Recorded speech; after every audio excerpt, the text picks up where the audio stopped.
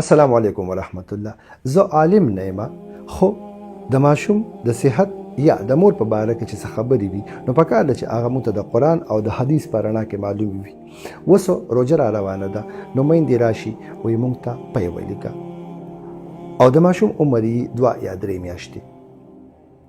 د ډاکټري اصولو کې د 6 میاشتو پورې د مور د پای نه علاوه بل هر قسم خوراک یا پای ورکول چې د هغه منلي، ځکه چې د دې نه ماشوم ته نقصان ډېر زیات رسي. الله پاک په قرآن پاک کې ویلي دي چې کم خلق په سفر کې وي یا بیمار وي نو په هغې باندې روژه نشته دی چې سفر ختم شي یا بیماری ختم شي نو هغه به خپلې قضا روژې بیا راوګرځوي. او دا زنانه چې کم ماشوم په خېټه باندې دی او یا د مور پی ورکي ماشوم له نو د دې مثال د بیماری دی نو په دې باندې دا روژه نشته دی. دغه شانتې حدیث مبارک دی چې رسول الله صلی الله علیه وسلم فرمایلی دي چې کم خلق په سفر کې نو هغې ته نیم مونځ چې دی الله پاک معاف کړی دی او که چېرې څوک دا مونځ پوره کوي نو دا د الله پاک حکم نه منل دي.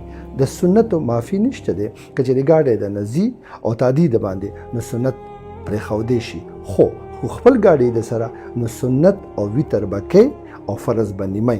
دغه شانتې مثال د روژې دی په سفر کې منع ده، ځکه چې په سفر کې تکلیف زیات وي.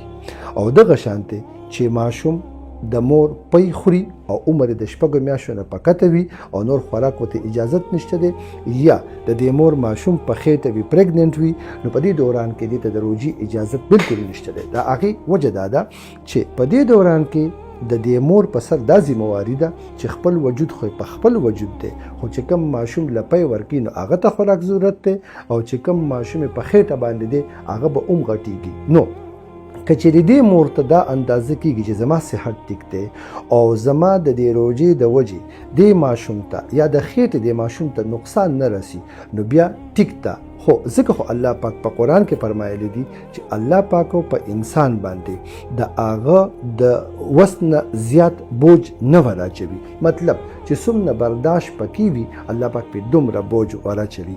الله پاک په دین کې په اسلام کې پوره خلقو ته اسانه پیدا کړي دي، خو چې پاغي څوک پوهیږي.